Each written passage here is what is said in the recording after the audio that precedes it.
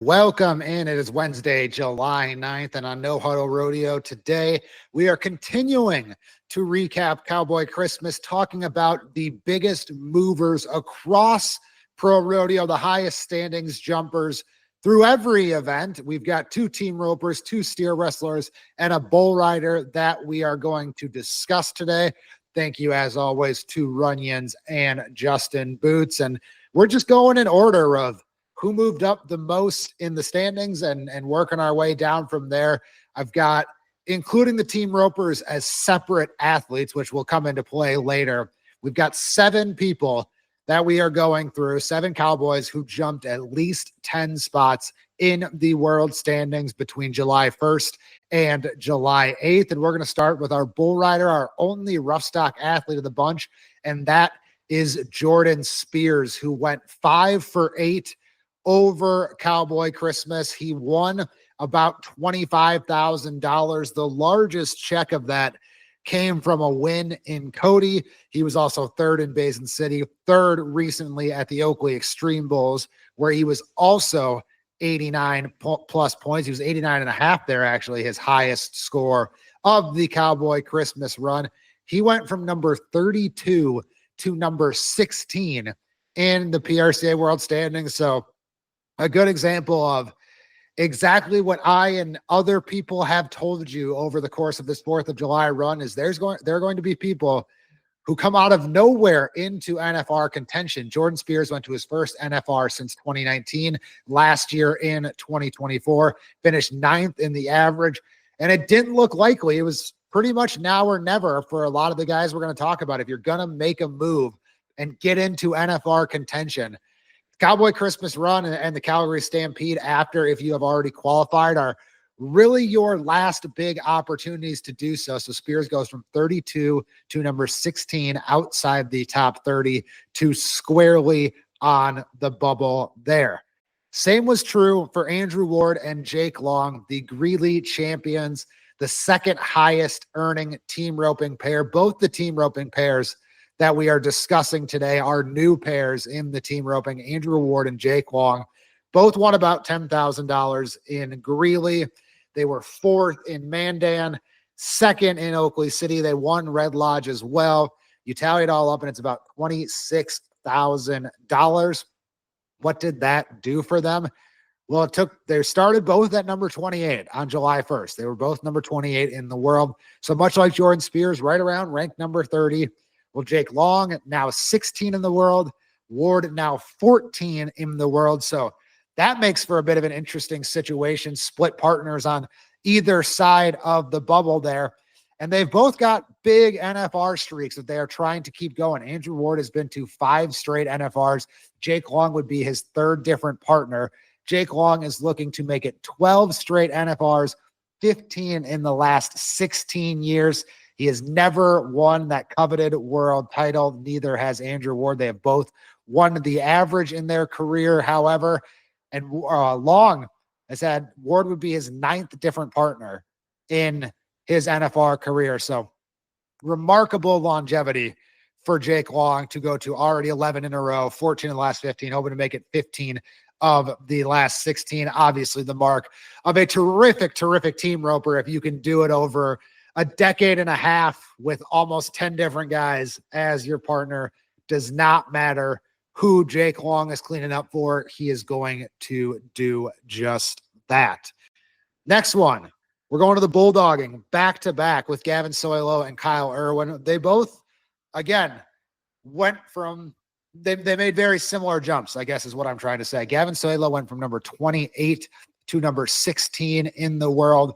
And much like Ward and Long, he did it through Greeley, where he won almost over $13,000 at the Greeley Stampede, which he split with Tucker Allen. And earlier this week, I gave Tucker Allen the big headline of maybe the most crucial win of any Bulldog or of any person in any event over Cowboy Christmas. But shame on me, because I completely disregarded that Gavin Soileau went from number 28 to number 16 in the world.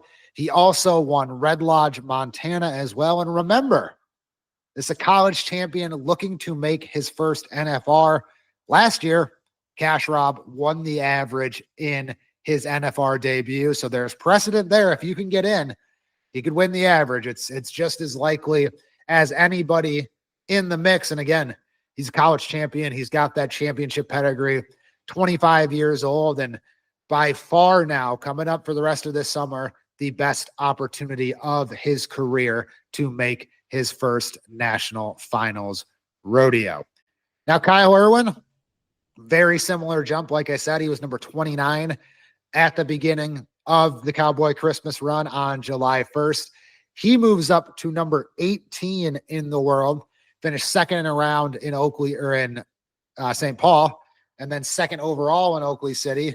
Two really nice size checks there. That won him about $7,000. But where he really did his damage is at the Calgary Stampede when he moved on from Pool A. And that is worth noting because on the morning kick today, I was talking about how the money is different at the Stampede this year, where if all of your money across the board, 80% of it counts toward the PRCA World Standings. So Kyle Irwin won 10K in his pool, advanced second, but 8,000 of which went to the World Standings. And I made this point already on the morning kick. So even if he does nothing else in Calgary, well, he's won 8,000, which is what he won at two big rodeos over Cowboy Christmas. And that'll make it $16,000 for him, or it already has made it $16,000 for him in about a 10-day stretch.